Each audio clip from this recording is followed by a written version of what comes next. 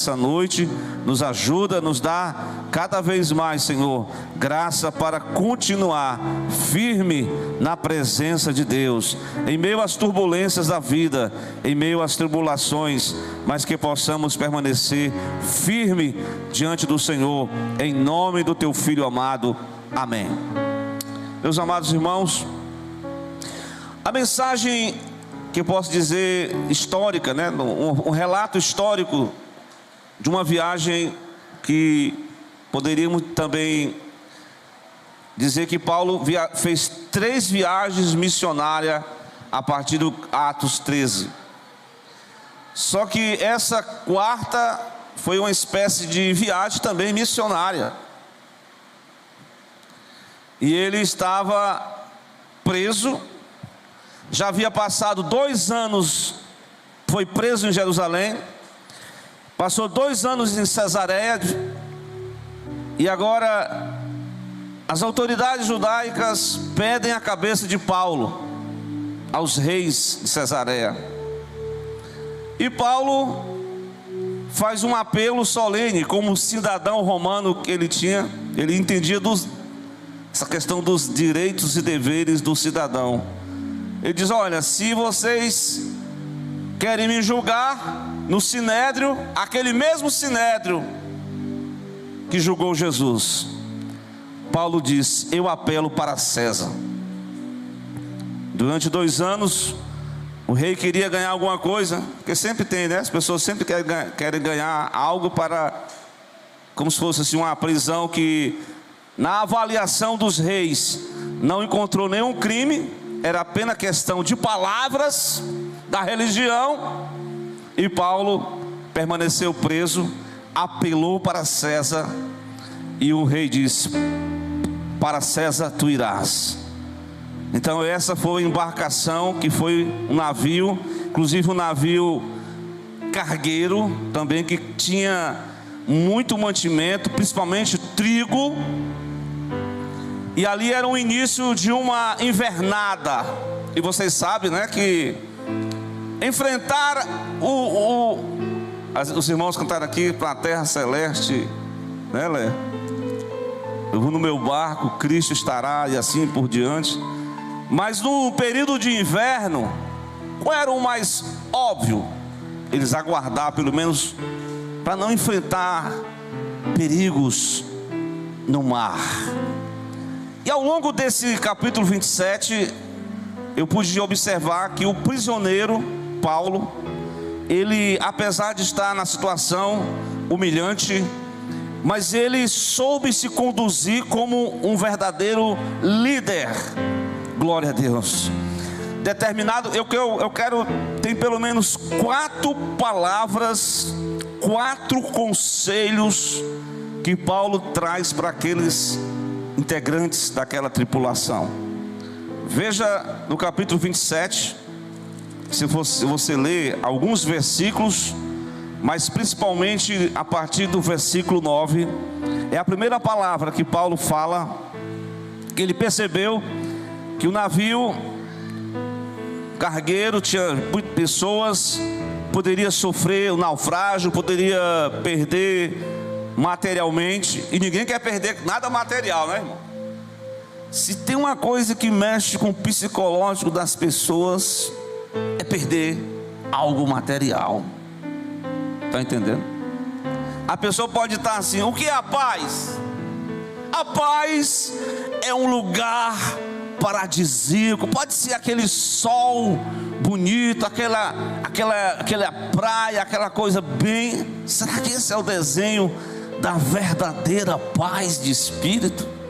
Porque de uma hora para outra, aquilo que está aparentemente em paz pode virar, e a tribulação entra em cena, e é preciso estar com o espírito assim animado, porque ninguém quer enfrentar, né, a tribulação. Isso é uma coisa que ninguém quer enfrentar. Alguém diz que, né, quando a gente pede a Deus que Deus nos dê paciência, né, não é assim? Como é que diz lá em Romanos 5? A tribulação produz a paciência. E aí é um longo processo. Mas o apóstolo se levanta no meio daquelas pessoas, apesar de ser prisioneiro.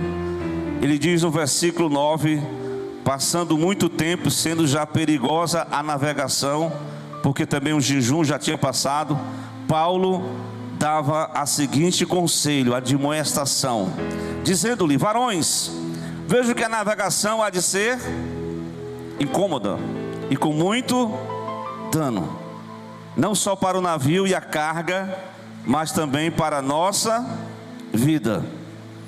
Irmãos, tem conselhos que a gente dá para as pessoas e as pessoas atendem e dá certo. Mas tem pessoas que não querem conselho bom. Note que no versículo seguinte, o centurião, né? O centurião é definido aqui, seria um comandante, um capitão que estava conduzindo aqueles presos de Cesareia à cidade de Roma. Mas o centurião parece que ouviu mais os especialistas. Os irmãos estão aí em pé aí, se quiserem sentar, viu? É porque vocês querem ficar em pé mesmo, né? Ah, é o calor, muito bom.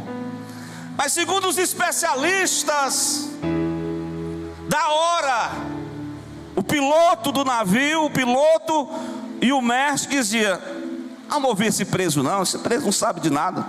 Nós somos especialistas, nós sabemos o melhor para a embarcação. Toca o barco para frente, vamos embora. Até porque eles iam passar o inverno em um outro lugar, mas aquele lugar não era muito cômodo, aquele lugar não era assim bem apropriado, né? Eles queriam algo mais que trouxesse comodidade. É o porto chamado, o nome é Bons Porto. Não era um lugar muito assim apropriado, muito cômodo. Eles não queriam. Então veja bem, a primeira verdade que nós vamos aprender é que um conselho que nós aprendemos uns com os outros, principalmente direcionados por Deus, nós precisamos entender que um conselho divino é para que aquela pessoa não venha a padecer transtornos doravante, que não venha a padecer tribulações que elas poderiam evitar. Mas o conselho de Paulo era um conselho da parte de Deus. E muitas das vezes a gente fala de Jesus para alguém: olha, meu amigo, nós todos estamos numa embarcação, nós precisamos deixar Jesus entrar em nosso barco, para que nós possamos chegar do outro lado de forma vitoriosa. Os discípulos também passaram por isso. Eles eram homens pescadores, eles enfrentaram um perigo que na verdade chama mar, mas era um grande lago chamado Lago de Genezaré, o lago da Galileia.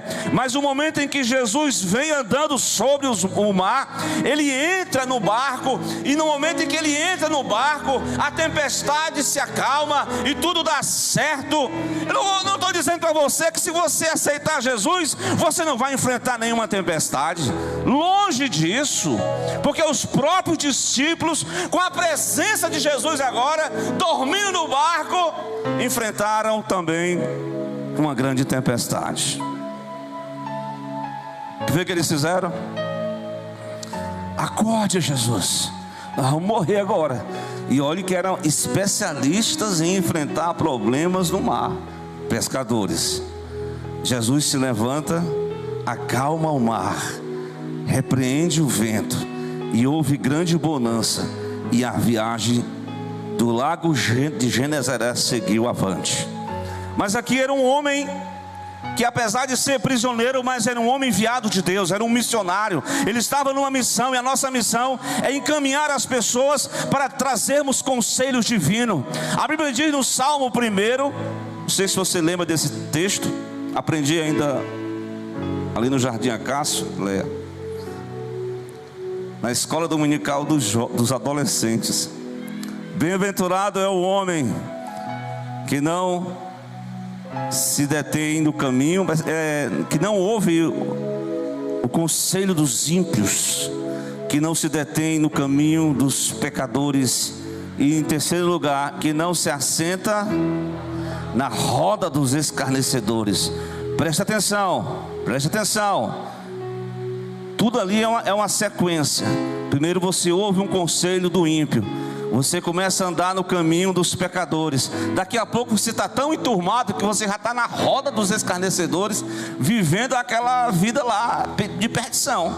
Tenhamos cuidado, porque Deus ele quer dar conselhos de guerra para nós, conselhos para a vida, conselhos para nós prosseguirmos em nossa caminhada. E mesmo que nós venhamos a enfrentar o que tiver de enfrentar, como a irmã cantou aqui, o processo de Deus, mas uma coisa é certa, glória a Deus, que Deus vai nos dar força necessária para nós enfrentarmos o processo na nossa vida, amém? Não quero ouvir o prisioneiro, queremos ouvir aqueles que tinham os especialistas. E muita gente escuta cada especialista hoje para se viver uma vida saudável, para se viver uma vida, não que você vai fugir da tribulação, mas para você suportar, como diz a Bíblia, que quando no dia da angústia, tem um dia da angústia.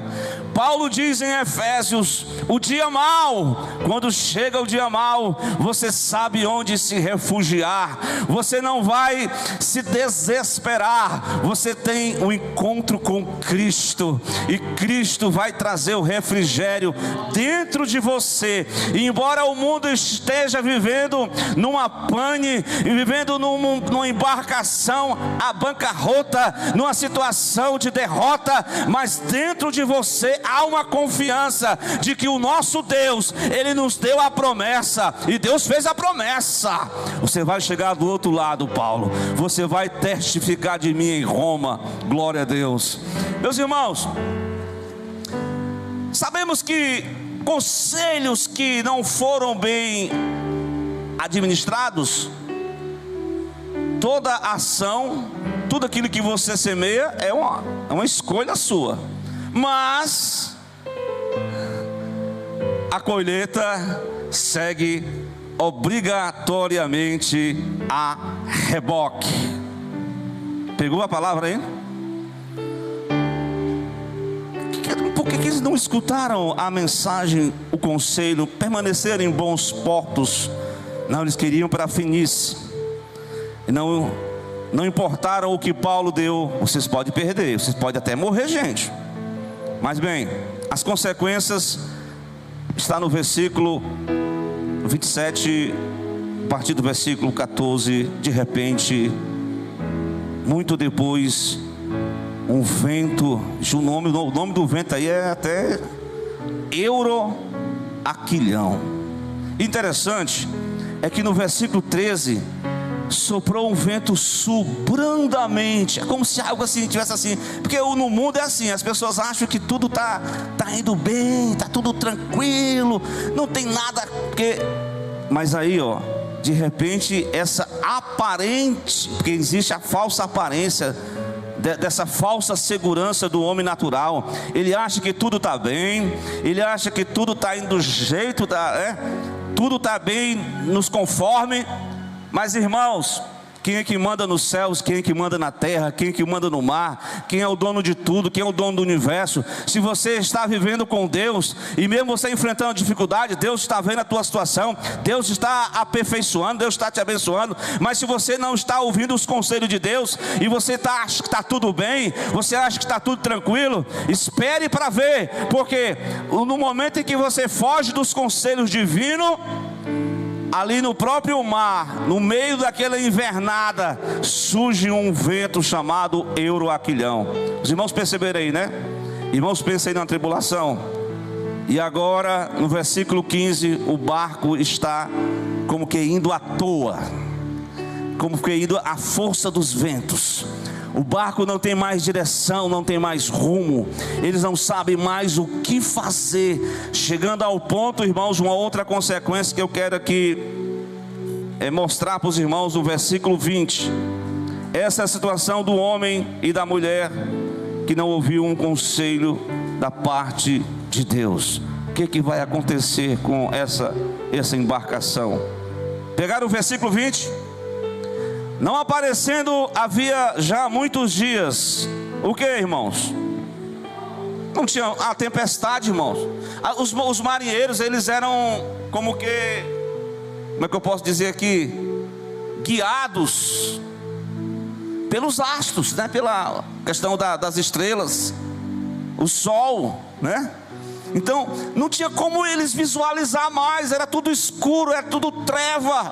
Assim se encontra a situação do homem que não escuta o conselho divino. Glória a Deus. A situação é de treva, não existe sol, não existe. A Bíblia fala que não havia mais esperança para eles. Note aí, fugiu-nos a esperança de nos salvar. Eles estavam aguardando a hora da morte, eles achavam que tinha chegado ao fim de tudo. Mas espere, quando você chegar no fim da linha e você achar que é o fim de tudo, Deus tem uma saída. Em meio às decisões erradas que você possa tomar, Deus tem uma saída para cada um de nós. E qual é a saída, irmão? Aí vai entrar o segundo conselho que Paulo dá para aquela embarcação. Louvado seja Deus. Prestemos atenção no versículo 21. Agora não tem mais especialista, porque os homens sem Deus, eles se acham, mas não tem nada se do alto não for dado. Glória a Deus. Irmãos, o que você tem é de Deus. A sabedoria que Deus te deu é para tu usar para a glória dele, não é para tu se auto-exaltar, não. Agora está todo mundo bem caladinho. O chefe, o centurião estão tudo caladinho. E levanta-se no meio Paulo. Havendo já muito que não comiam, Paulo pôs-se de pé.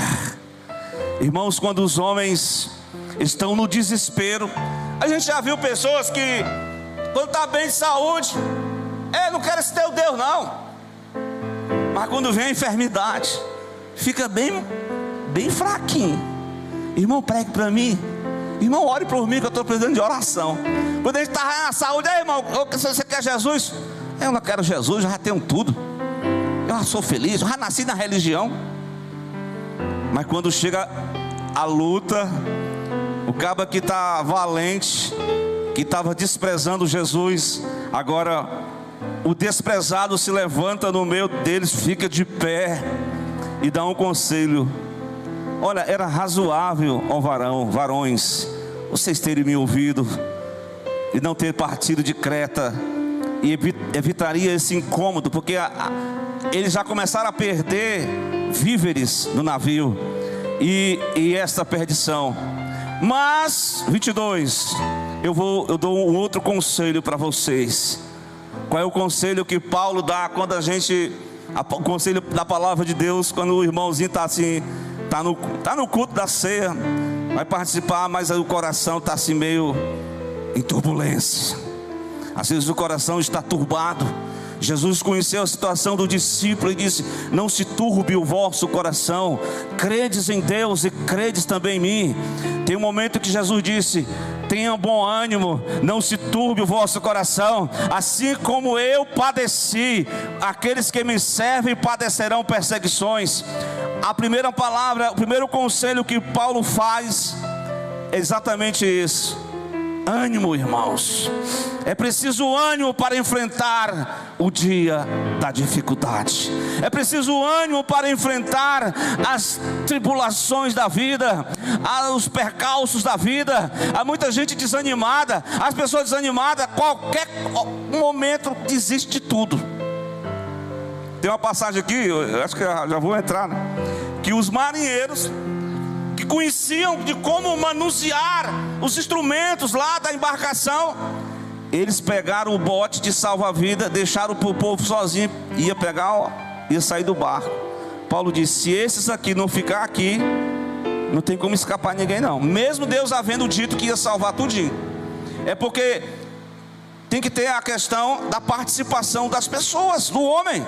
Eles queriam fugir da responsabilidade, irmãos. Não fuja daquilo que Deus determinou para a tua vida. Não fuja do propósito de Deus para a tua vida, meu irmão, minha irmã.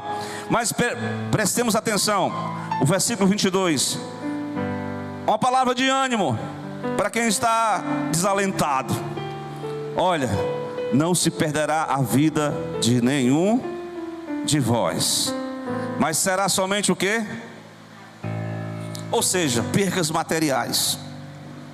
A questão é que a vida vale mais. Jesus diz: que adianta o homem ganhar o mundo inteiro? E o que mais? Perder a sua vida. Que adianta o homem ganhar o mundo inteiro?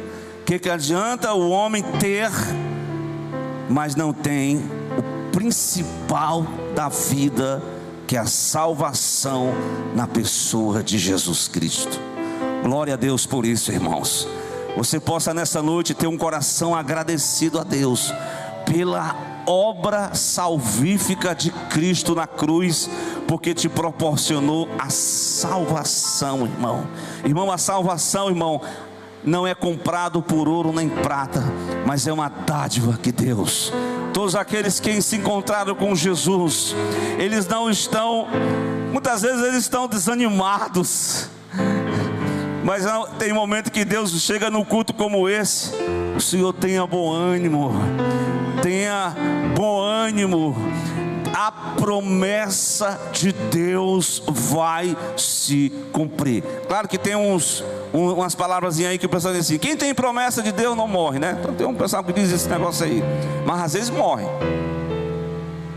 Não é verdade? Mas a morte não é o fim de tudo. Essa aqui é a realidade.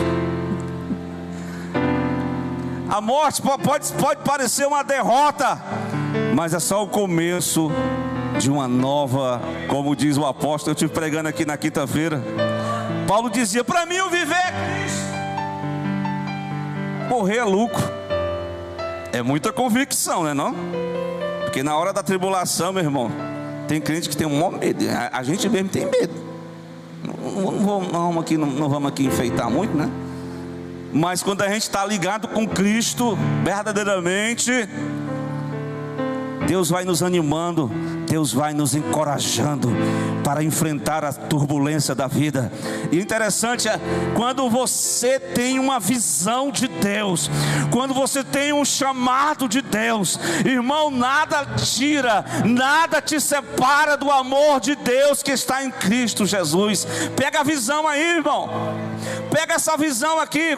Quando você está convicto de quem você está na pessoa de Cristo, Paulo diz assim, ó, olha aqui: porque essa mesma noite, no versículo 23, o anjo de Deus, de quem eu sou, de quem eu sirvo, o anjo esteve aqui comigo nessa embarcação, e ele disse para mim: Paulo, não temas, não temas. Quando você sentir que tem predadores, há inimigos, há lutas, há dificuldades, a palavra do Senhor para nós: não temas, tenha bom ânimo. Glória a Deus. As promessas de Deus, no propósito dele, vai se cumprir na tua vida. Glória a Deus, amém? Tu serás apresentado a César. Deus te deu todos quantos navegam contigo. De um simples prisioneiro, o homem se tornou o chefe da embarcação. Deus te deu todas as 275 almas, né? Ele era 276, né? E ele estava agora comandando aquela embarcação. E o que Paulo dizia, agora o centurião não escutava mais o piloto, não. Rapaz, vamos ver o que o homem de Deus está dizendo aí. Pois a terceira palavra, o terceiro conselho, irmãos, que eu posso assim, eu citei, mas eu vou ler aqui para o tempo está permitido, só rapidamente, certo? No versículo, deixa eu ver aqui, louvado seja Deus. A ideia parecia ser boa. A ideia de abandonar, porque quando a tribulação chega, isso aqui vale até para qualquer situação, seja até no casamento. Irmãos, quando um casamento está em turbulência, um dos lados quer logo deixar o seu parceiro, como aquele filme, né? Quando a casa está em chamas, um dos cônjuges quer deixar o parceiro abandonado. Irmão, não é melhor enfrentar junto não essa bronca não aí?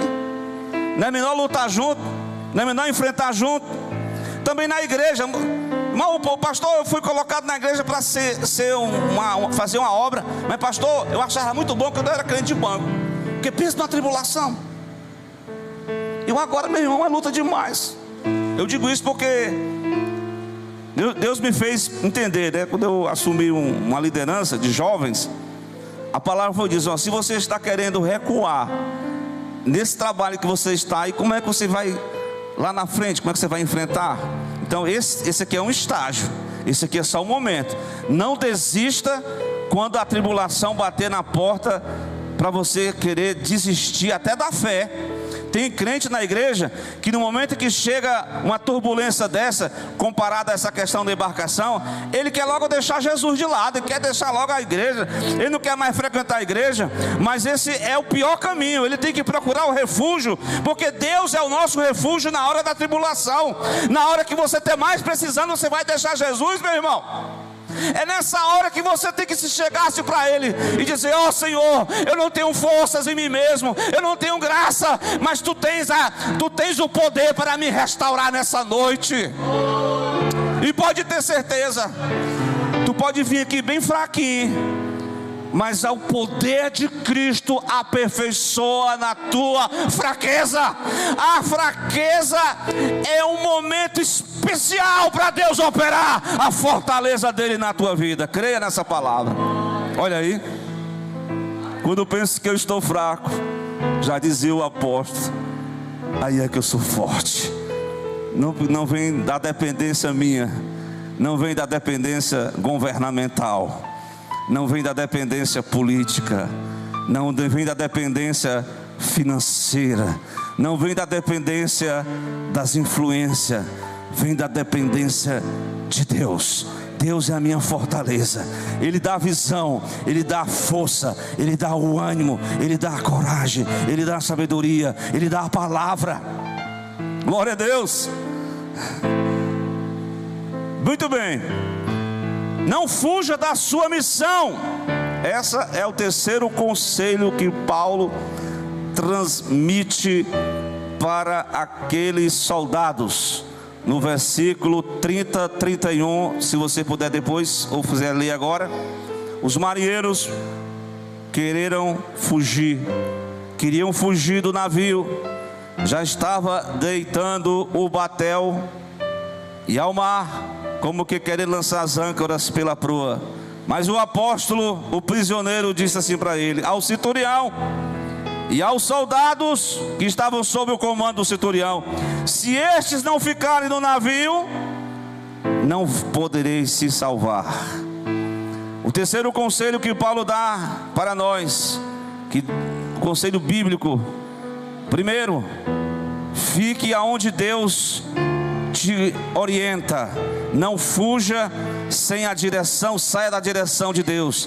Segundo conselho, é para se animar, é para se fortalecer, é para se fortalecer em Deus, é para se agarrar na promessa, é para ter a visão de que Cristo está no comando. O terceiro conselho: não fuja da missão.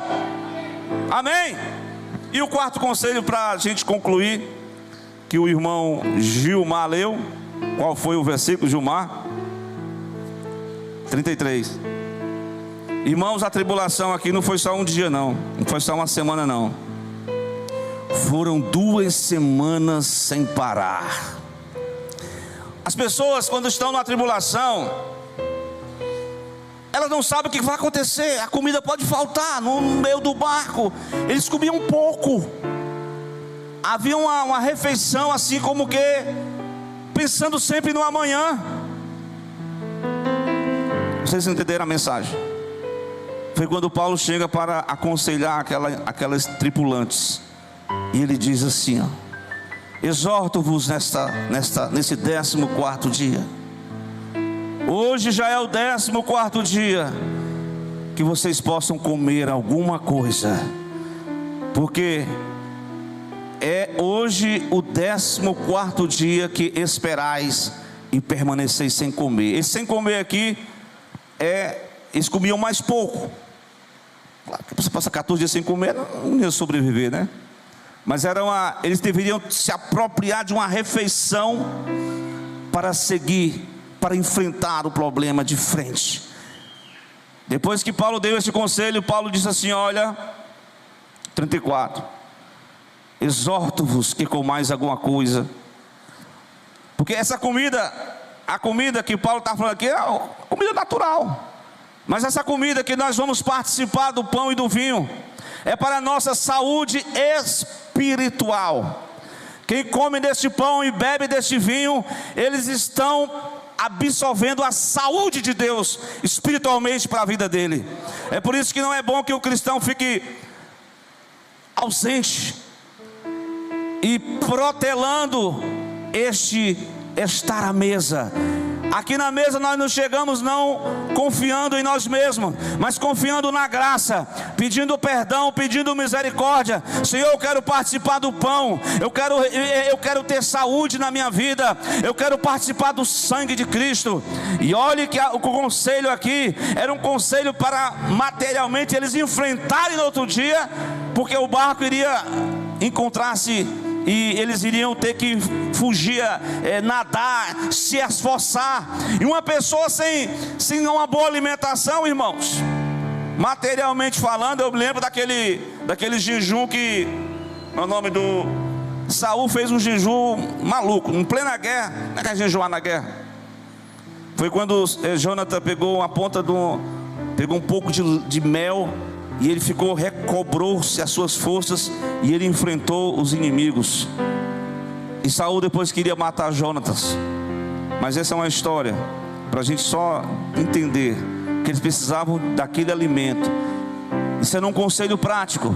E Paulo faz uma coisa que o judeu fazia e que os crentes às vezes têm vergonha de fazer no meio dos incrédulos. O que é, pastor Edivaldo? Vamos ler? Havendo dito isso, 35, tomando o pão, fez o quê? Deu graças. A quem? A Deus. Você tem vergonha de Jesus lá fora? É uma boa pergunta para mim e para você, para todos nós. Na presença de todos, eu não me envergonho do Evangelho de Cristo. Eu dou graças a Deus pelo pão na presença de todos. Pegaram aí a mensagem? Glória a Deus. E partindo, começou a comer. E tendo já todos bom ânimo, puseram-se também a comer. Paulo estimulou algo que essa aqui tem uma exortação bem boa para cada um de nós. O comer é algo assim sagrado. O dar graças a Deus pelo sustento é algo que nós precisamos e sempre fazer isso. Em casa, no trabalho, seja onde for. Porque lá fora a gente tem vergonha, né? Temos que ter vergonha de se manifestar. Tem vergonha de levantar a mão sem ira, sem contenda e agradecer a Deus pelo alimento. Não tem vergonha não. Porque era um conselho prático. Se alimente para que depois desses 14 dias de turbulência, esse barco vai bater numa ilha. Deus revelou a Paulo, e nós vamos chegar lá na praia são e salvo. Veja no 44, está desse jeito. Todos eles, nenhum morreu, nenhum pereceu. O versículo 44, eles chegaram à terra salvo. Tinha uns que sabiam nadar, tinha uns que pegaram lá e foram até a praia. Deus garantiu a vida. Houve percas, mas a vida foi mantida. E o segredo dessa mensagem é ouvir os conselhos divinos. E aqui nós estamos para apreciar e participar deste momento maravilhoso com Deus, que é a ceia do Senhor. Vamos ficar de pé, meus irmãos, e vamos partir então para o momento da gratidão ao Senhor, de repartir do pão. Esse é um momento solene que nós, apenas os irmãos que são membros da igreja que participam, né? Os irmãos já sabem, né? Os que não são batizados nas águas ainda não podem. Aqueles que estão batizados, mas que estão em comunhão no corpo de Cristo, tudo bem. Mas as pessoas, os irmãos da nossa igreja aqui, que nós possamos participar com alegria deste momento solene. Tem alguém que deseja nessa noite entregar a sua vida a Cristo, se reconciliar com o Senhor, ouvir o conselho de Deus? O Senhor está batendo na porta do nosso coração, para Ele fazer, como diz: eis que eu estou à porta e bato.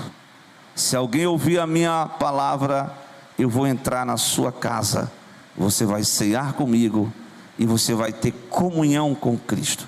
Então vamos convidar aqui o nosso irmão Johnny, ele vai fazer a leitura concernente ao ato da ceia, e depois estaremos orando